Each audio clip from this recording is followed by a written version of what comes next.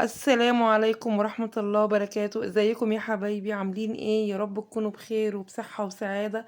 النهاردة معانا وصفة كده اقتصادية، وصفة سهلة جدا وهنعملها، مش هتاخد مننا اي وقت. هنعملها حلويات لولادنا يتعشوا بيها يفطروا بيها.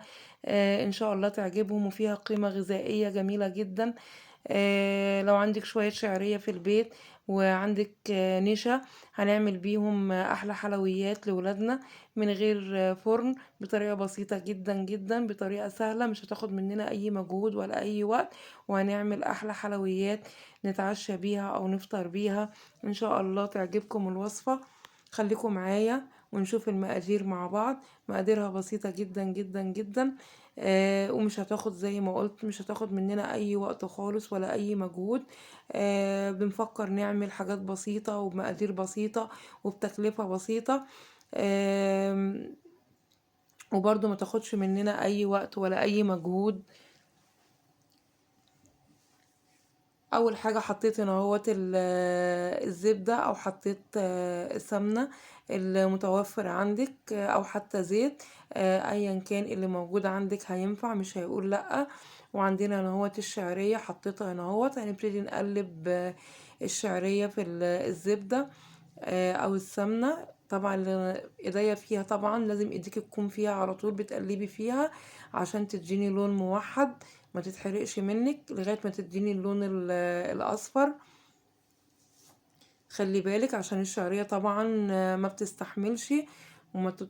يعني ما فيش جزء يتحمر وجزء لا يبقى أبيض، لا تبقى كلها اللون متوحد معاكي وتديك اللون الأصفر الحلو اللي احنا عايزينه. طبعا لو اتحرقت منك طبعا أكيد هتدي طعم مش كويس في الوصفة بتاعتنا. فطبعا ناخد بالنا قوي قوي واحنا بنحمر الشعرية. اهيت ايدك على طول فيها، تقليب مستمر لغاية ما تديني اللون الموحد اللي انا عايزاه من غير ما تتحرق منك. اهو هفضل اقلب فيها كويس قوي. طبعا النار بتكون يعني ما تكونش عالية ولا تكون واطية، يعني النار متوسطة. نار متوسطة عشان ايه الشعرية ما تتحرقش مننا احنا بنقلبها. اهو ابتدي اقلب فيها كده اهوت، واحدة واحدة كده اهوت على نار متوسطة لغاية ما تديني اللون اللي انا عايزاه.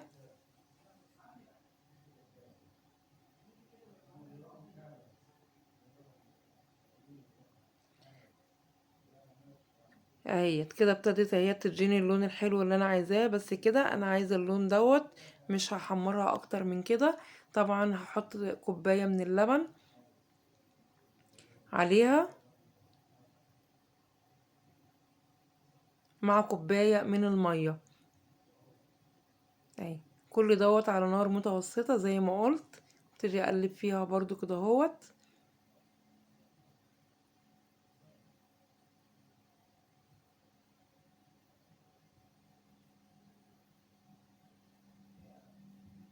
هنحط لها هنا اهوت برضو 3 معالق من السكر. يبقى انا حمرت الشعرية، حطيت كوباية من اللبن مع كوباية من المية مع 3 معالق من السكر، واقلبها كويس قوي واسيبها بقى لغاية ما تستوي. اهدي عليها النار خالص لغاية ما تشرب اللبن وتشرب السكر اللي انا حطيته.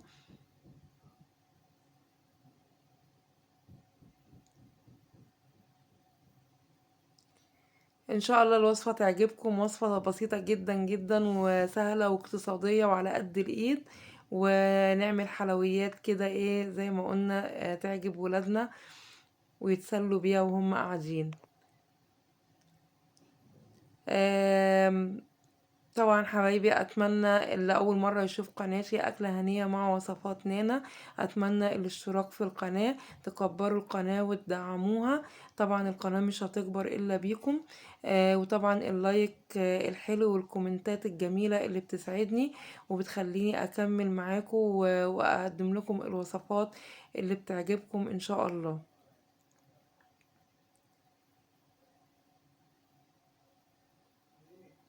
اهو كده انا كده لغايه كده الشعريه كده خلاص، هبتدي ان انا اسيبها واوطي عليها خالص تستوي. اهي كده هي اتشربت خلاص، كده تعتبر ايه، قربت تشرب اللبن. هسيبها خالص، اول ما تستوي هطفي عليها واغطيها واسيبها ايه. وهعمل بقى معايا انا اهوت 3 معالق من النشا. جبت بولة فاضية اهوت و3 معالق من النشا. طبعا اللبن عندي لتر لبن، طبعا اللبن دوت يكون بارد ما يكونش سخن. ابتدي اقلبه كويس قوي قوي عشان ما يكونش فيه اي تكتلات من النشا.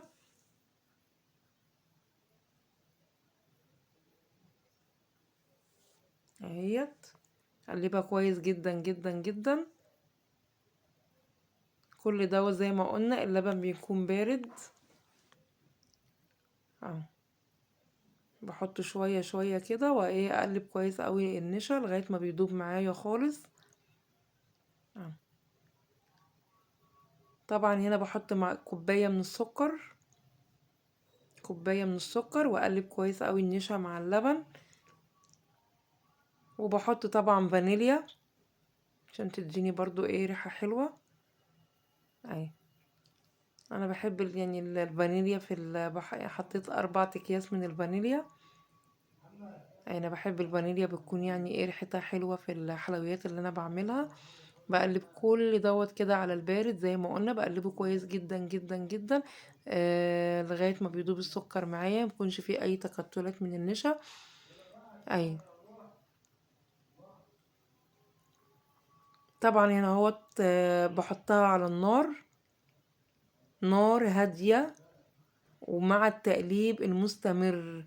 نار هادية مع التقليب المستمر لغاية ما ايه هنشوف كده ايه القوام اللي احنا ايه عايزينه. هتبتدي تتقل معايا ايديا فيها، ما بسيبش تقليب مستمر، ما بشيلش ايديا من النشا واللبن على نار هادية.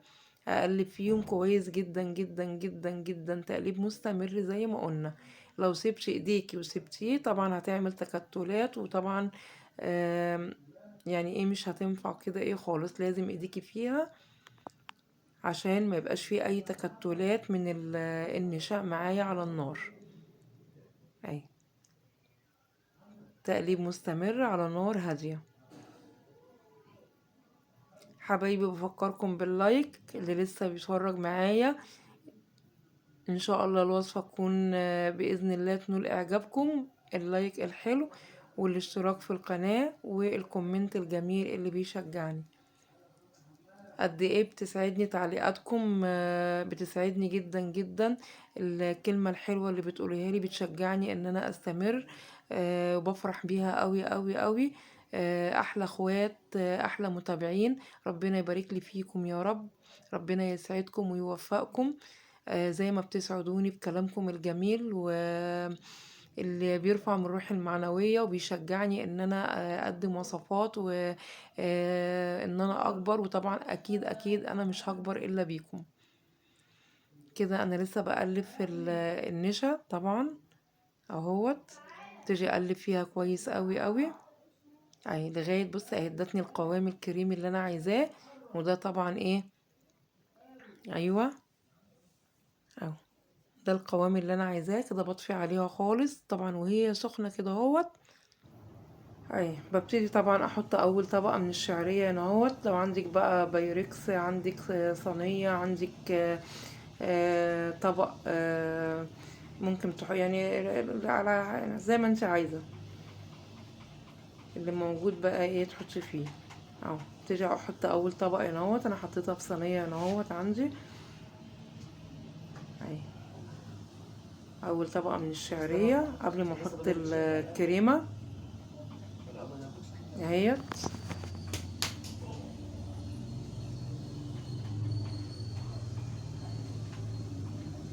اهي. كده انا حطيت اول طبقه اهي زي ما احنا شايفين هنا اهوت اهيت، مليت بيها الصينيه.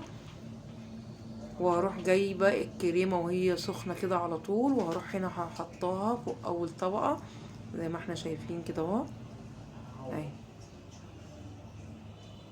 وهي سخنه طبعا مش هتستنيش لما تبرد، هتبرد هتبقى يعني ماسكه كده ببعضيها، لا وهي كده على طول كده اهوت سايله كده اهوت وسخنه. تيجي على طول انزلها هنا اهوت على اول طبقه من الشعريه، افرش بيها بقى هنا اول طبقه كده اهو.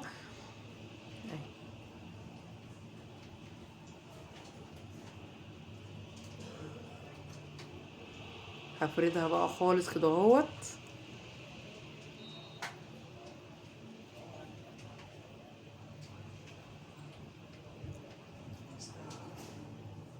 اللي لسه معايا طبعا مستمر معايا هنا اهوت في الفيديو، ما ينسانيش في اللايك حبايبي اهوت.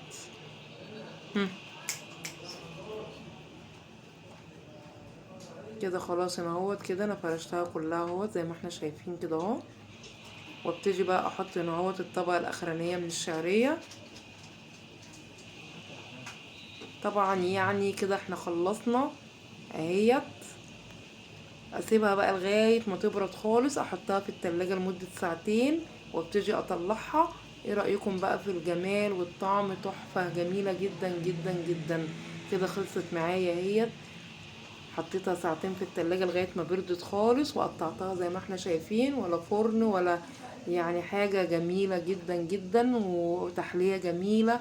وان شاء الله تعجبكم. وصفة سهلة جدا ووصفة اقتصادية جدا، ما بتاخدش اي مجهود. عملنا حلويات جميلة بمقادير بسيطة وتكلفة بسيطة، وما خدتش مننا اي وقت ولا اي مجهود. يا رب تكون الوصفة بتاعت النهاردة عجبتكم ونالت اعجابكم. دمتم في امان الله ورعايته، والسلام عليكم ورحمة الله وبركاته، والى اللقاء في فيديو جديد ووصفة جديدة.